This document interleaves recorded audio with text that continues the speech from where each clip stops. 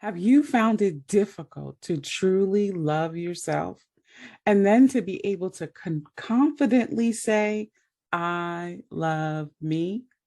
If so, you are not alone. So let's talk about it. Hey friends, this is Tesha D. Colston at teshadcolston.com. Welcome to my channel. And if you're new here, make sure you subscribe, like, share, and hit the notification bell so that you can get new updates on new videos. Thanks for watching. Sis, if you have found it difficult to truly love yourself and to be able to confidently say, I love me, then you're in the right place. You are not alone. Many people are struggling with actually loving themselves. Either we don't like the way we look, we don't like the way we talk, we don't like the way we think.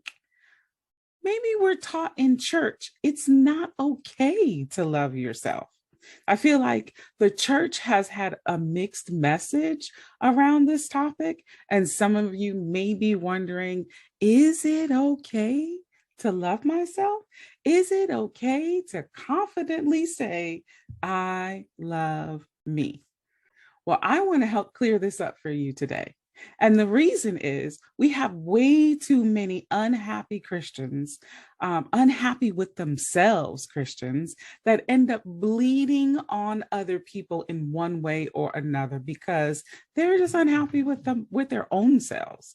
And in this way, what we do is we give way to demons like jealousy and envy and strife and anger. We leave open doors for them to bring chaos and wreak havoc in our lives. But if we truly love ourselves, I wonder, how would that true love spill over into how we love God, how we love one another? What role would that play in us living the victorious life? Now, I'm really sure that it's going to change the dynamic of both types of relationships, the relationship with others and relationship with God, and our own lives will be affected. So let's take a moment to clear it up, define what loving yourself really is and what it is not for the believer. All right, so let's talk about what it is not. Loving yourself is not the prideful, the conceited way of thinking.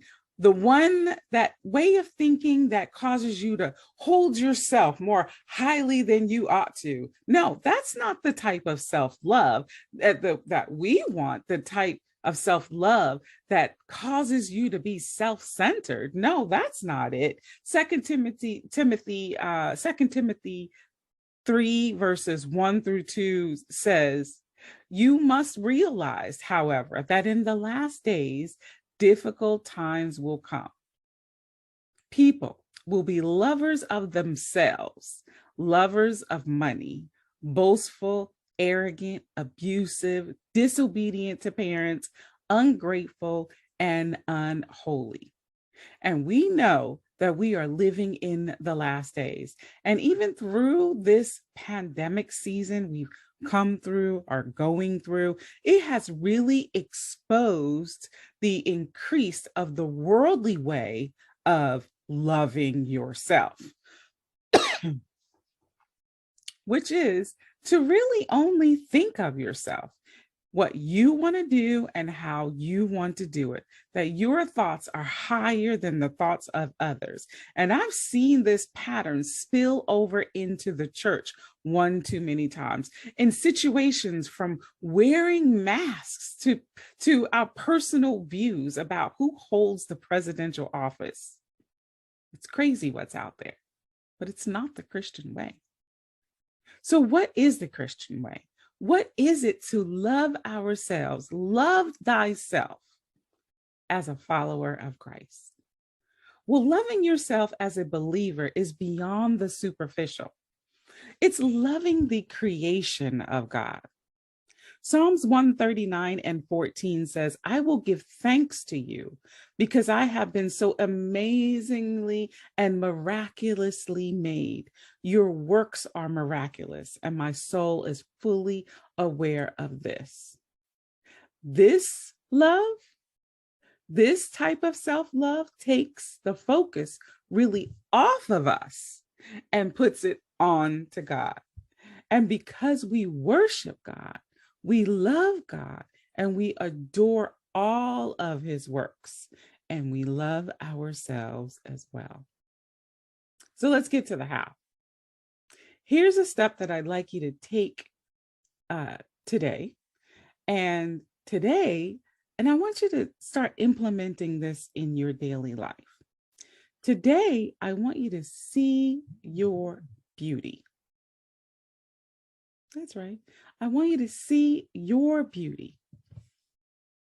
Today, seeing your beauty is all about truly looking at yourself and finding the real beauty, the creation of God.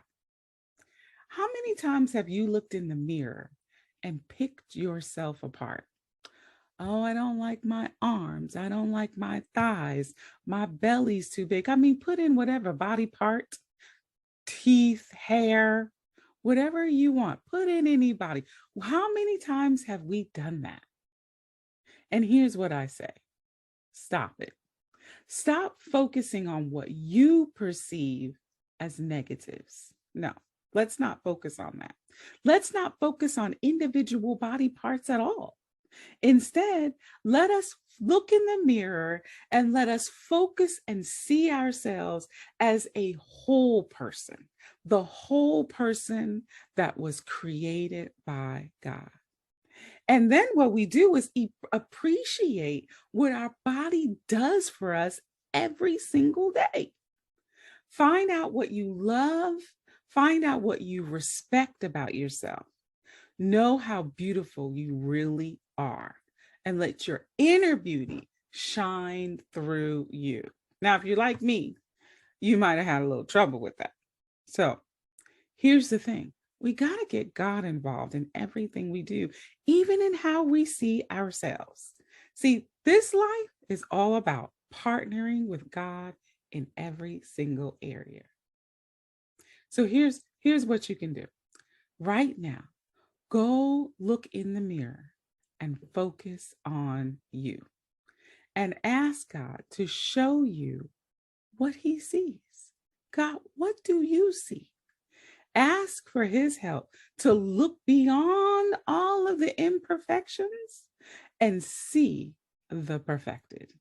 Ask God to show you the woman that was created in his image, in his likeness, fearfully and wonderfully made. Now, you may feel awkward, and that awkwardness may keep you from seeing that awkward, okay? That awkward will put blinders up, okay? But if you keep looking, when you keep looking, you keep looking and you keep looking until you see what he sees as he sees you. And once you got it, let that be your new focus and let it stay with you. Trust and believe in those thoughts and let them carry you throughout each and every day. Practice this every morning. And teach yourself to find the God in you, because that beauty is there waiting to be loved and appreciated. That is the right way to love thyself. Until we meet again, be blessed, be fruitful, and multiply.